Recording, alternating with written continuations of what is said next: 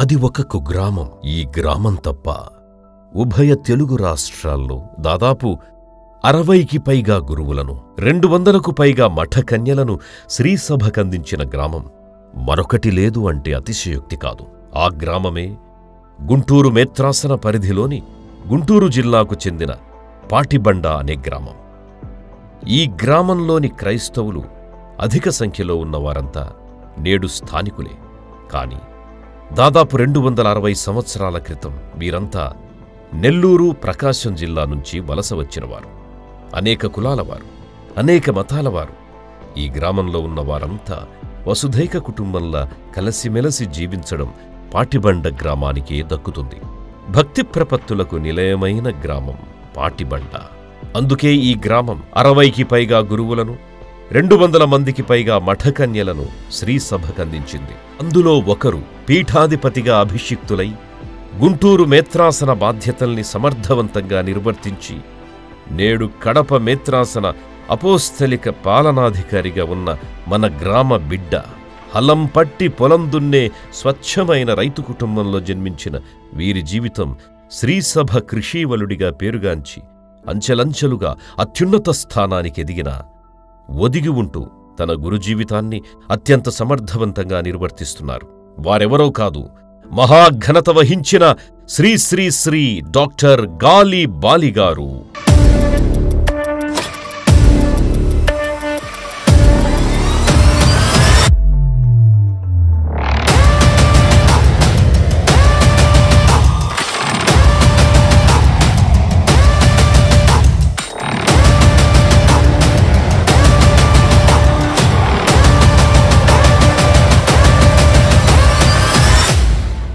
వీరు గాలి శౌరమ్మ, చిన్నపరెడ్డి దంపతులకు 1939 ఏప్రిల్ 29వ తేదీన జన్మించి గురుత్వ జీవితానికి షష్ఠి పూర్తి చేసుకున్న ఏమాత్రం బడలికలేని శరీరంతో, నిత్యనూతనోత్తేజంతో తన శ్రీసభ కార్యాల్ని సమర్థవంతంగా నిర్వర్తిస్తూనే ఉన్నారు. సంస్కారంతో కూడిన ఉన్నత విద్యను తన తనయుడికి అందించాలి అనే ఆకాంక్షను కలిగిన తల్లిదండ్రుల కోరికను వమ్ము చేయకుండా అటు బడికి ఇటు గుడికి ప్రాముఖ్యతనిస్తూ ప్రాథమిక పాఠశాల విద్యను వారి స్వగ్రామమైన మన ఈ పాటిబండ్ల గ్రామంలోనే పూర్తి చేశారు. అనంతరం ఆనాటికి నేటికి గుంటూరు మేత్రాసనంలో అత్యున్నత విలువలతో కూడిన ఉన్నత విద్యనందించే ఫిరంగిపురం గ్రామంలో సెయింట్ పాల్స్ ఉన్నత పాఠశాలలో ఉన్నత విద్యను అభ్యసించారు. ఆ అభ్యాసమే భవిష్యత్తులో తెలుగు ప్రాంత శ్రీసభకు గురుతర బాధ్యత వహించే గురు విద్యకు దోహదకారైంది. ఉన్నత విద్యానంతరం మధురై నందలి సెయింట్ పీటర్స్ ప్రాథమిక గురు విద్యాలయంలో 1956 నుంచి 1958 వరకు ప్రాథమిక గురు విద్యను అభ్యసించి, తిరుచిరాపల్లి సెయింట్ పాల్స్ గురు విద్యాలయంలో తత్వశాస్త్ర గురు విద్యార్థిగా 1958లో చేరి 1961 వరకు అదే గురు విద్యాలయంలో తత్వశాస్త్రాన్ని కూలంకషంగా ఔపోసన పట్టారు. అనంతరం రోమ్ నగర్ పయనమై వెళ్లి క్రీస్తు శకం 1961 నుంచి 1969 వరకు రోమ్ నగరిలో బైబిల్ శాస్త్రంలో లైసెన్సియేటు డిగ్రీని, వేదాంత శాస్త్రంలో డాక్టరేటు పట్టాన్ని పొందారు. ఈ మధ్యకాలంలోనే 1964 డిసెంబర్ 19వ తేదీన గురువుగా అభిషిక్తుడై దైవరాజ్య స్థాపనే తన ధ్యేయంగా ఉన్న తన మనసులోని భావాలకు సార్థకత నెరవేర్చుకున్నారు. గురువుగా ఉన్న 20 వసంతాల కాలంలో గుంటూరు మేత్రాసన గురువుగా అనేక కార్యక్రమాలు నిర్వహించారు. గురువుగా గృహస్థ క్రైస్తవులకు బాధ్యతలను తెలియజేస్తూనే ఇతర గురుమండలాలతో కూడా అన్యోన్యంగా మెలుగుతూ ప్రతిదినము ప్రజలతో సాన్నిహిత్యాన్ని పెంచుకుంటూ గుంటూరు పీఠ పరిధిలో విశిష్ట ఖ్యాతి పొందడం జగద్గురువుల దృష్టిని ఆకర్షించింది. ఆ ఆకర్షణే గుంటూరు పీఠానికి పీఠాధిపతిగా నియామకానికి పునాదయ్యింది.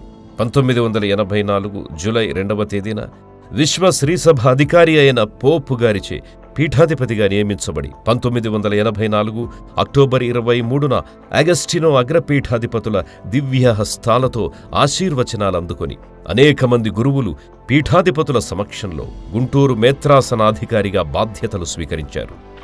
గురు విద్యార్థిగా ఉన్న సమయంలో దక్షిణాది భాషలపై పట్టు సాధించడమే కాక English, Latin, Italian, French, German, Greek, Hebrew మున్నగు అన్యదేశ భాషలపై పట్టు సాధించి బహుభాషా కోవిదుడుగా ఖ్యాతి గడించారు. తత్వశాస్త్రాన్ని క్షుణ్ణంగా అధ్యయనం చేసి రోమ్ నగరంలోనే డాక్టరేట్ పట్టాలు సాధించారు.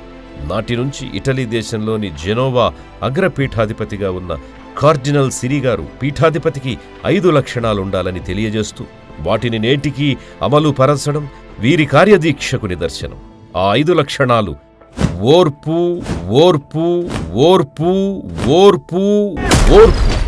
ఆ ఓర్పుతోనే పయనం సాగిస్తున్నానని స్వయంగా డాక్టర్ గాలి బాలి గారు పీఠాధిపతిగా తమ రజతోత్సవ ప్రసంగంలో తెలియజేశారు. అంటే వారెంత ఓర్పుతో జీవనం కొనసాగించారో అర్థమవుతుంది. వీరికున్న భాషా పరిజ్ఞానంతో, వేదాంత శాస్త్రంపై ఉన్న పట్టుతో, వీరి మేధోమథనంతో సంపూర్ణ మాతృభాష పరిశుద్ధ గ్రంథం ప్రభవించింది. పరిశుద్ధ గ్రంథం తెలుగు ప్రసంగాలు, ఎన్నో పరిశోధనాత్మక వ్యాసాలు, వేదాంత విశ్లేషణలు, ఇలా ఎన్నో గ్రంథాలు, వ్యాసాలు అనేకం వీరి మేధస్సు నుంచి క్రైస్తవులను సువార్త పఠనం వైపు మరల్చే రచనలు చేయడానికి పురిగొల్పాయి. పునీత యోహాను గురు విద్యాలయానికి 14 సంవత్సరాలు పరిశుద్ధ గ్రంథ బోధనాచార్యుడిగా తమ కర్తవ్యాన్ని నిర్వర్తిస్తూ 8 సంవత్సరాలు అదే గురు విద్యాలయ రెక్టర్గా సేవలందించారు. అమృతవాణి కమ్యూనికేషన్ కేంద్రానికి కో-డైరెక్టర్గా, ఉమ్మడి ఆంధ్రప్రదేశ్ బైబిల్ కమిషన్ అధ్యక్షుడిగా, పునీత యోహాను గురు విద్యాలయానికి తెలుగు పీఠాధిపతుల ప్రతినిధిగా, అఖిల భారత పీఠాధిపతుల సమాఖ్యలో వేదాంత విభాగ అధ్యక్షులుగా, అఖిల భారత పీఠాధిపతుల సమాఖ్యలో 2000 సంవత్సరంలో మహాజూబ్లీ కమిటీ అధ్యక్షులుగా, అఖిల భారత పీఠాధిపతుల సమాఖ్యకు అధ్యక్షులుగా, ఆసియా పీఠాధిపతుల వేదాంత పరిశోధనా కమిటీ అధ్యక్షుడిగా, తెలుగు క్రైస్తవ శాఖల మత పెద్దల సమాఖ్య వ్యవస్థాపకులుగా, జనరల్ సెక్రటరీగా, కడప మేత్రాసన అపోస్తలిక పాలనాధికారిగా శ్రీసభకు సేవలందించడమే కాక 1992 నుంచి అనేక జాతీయ, అంతర్జాతీయ సమావేశాల్లో అనేక పర్యాయాలు పత్ర సమర్పణ చేయడంతో పాటు అనేక సూచనలు, సలహాలు తెలియజేశారు. ఇటువంటి గుణశీలి కార్యదక్షుడు 2016 జూన్ 25వ తేదీన పదవీ విరమణ పొందారు. We are here today to thank him for his selfless service. It is very sad moment. However, we have to make it happy moment in order to see him off very happily on his retirement day. తనవలే తన పీఠ పరిధిలోని బాలబాలికలందరూ ఉన్నత విలువలతో కూడిన విద్యను అభ్యసించాలని, ఆధ్యాత్మిక కేంద్రంగా మరింతగా అభివృద్ధి చెందాలని వీరు గుంటూరు పీఠాధిపతులుగా ఉన్న సమయంలో గుంటూరు పీఠ పరిధిలో దాదాపు 40 నూతన గురుమండలాలను ఏర్పాటు చేసి 270 నూతన దేవాలయాలను, 80 కమ్యూనిటీ హాళ్లను, 40 ఉన్నత పాఠశాలలను, 20 కళాశాలలను, 65 అనాథ శరణాలయాలను, 10 నూతన సర్వీస్ సెంటర్లను, 15 సెల్ఫ్ రిలయన్స్ ప్రాజెక్టులను, 520 మహిళా మండళ్లను, 260కి పైగా మాతా శిశు సంక్షేమ కేంద్రాలను, ప్రకృతి విపత్తులు సంభవించిన సమయంలో దాదాపు 10,000 గృహాలు నిర్మించి ఇచ్చిన పుణ్యపురుషుడు డాక్టర్ గాలి బాలి. ప్రియమైన సహోదరి సహోదరులారా, నేను 1964 సంవత్సరం డిసెంబరు 19వ తేదీన గురుపట్టాభిషేకాన్ని రోమ్ నగరంలో పొందాను. అలానే 1984 సంవత్సరం అక్టోబర్ 23వ తేదీన గుంటూరు పీఠాధిపతిగా పట్టాభిషేకాన్ని పొందాను. అనగా 60 సంవత్సరాల జూబిలీని వజ్ర జూబిలీగా పరిగణిస్తారు. అలానే 40 సంవత్సరాల జూబిలీని రూబీ జూబిలీగా పిలుస్తూ ఉంటారు. అనగా గురువుగా 60 సంవత్సరాలు, పీఠాధిపతిగా 40 సంవత్సరాలు నిండాయి. కనుక ఈ సందర్భంలో ప్రభు నాకు దయచేసినటువంటి ఈ సుదీర్ఘ ఆయుష్ను ప్రసాదించి ఇంతవరకు నన్ను నడిపించినందుకు గాను ప్రభునకు నా ప్రత్యేక వందనాలు తెలియజేసుకుంటున్నాను. అలానే మరియ తల్లి సహకారంతో నా బాధ్యతలను నిర్వర్తించగలిగాను. ఆమె సహకారం అడుగడుగునా నేను నా జీవితంలో పొందాను. కనుక ఆ తల్లికి కూడా నా వందనాలు తెలియజేసుకుంటున్నాను. ఈ సుదీర్ఘ కాలంలో అనేక విధాల ప్రభువు నన్ను వినియోగించుకున్నారు. ప్రభు నన్ను చేయి పట్టుకొని ఇంతవరకు నడిపించుకొని వచ్చారు.